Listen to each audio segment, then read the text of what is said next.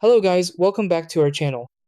If your Pelonis heater suddenly stops working, refuses to turn on, or shuts off after a short time, it can be confusing because there are multiple possible reasons behind it.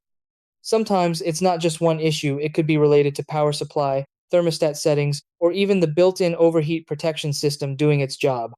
These heaters are designed with safety features that automatically cut off operation when something isn't right, which can make it seem like the unit has failed completely. But in most cases, the problem is easy to identify once you check the right components in the correct order. Instead of guessing, following a structured approach helps you quickly bring the heater back to life.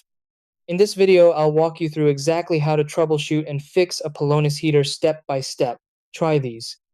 Step 1. Verify the heater is plugged in properly and receiving power.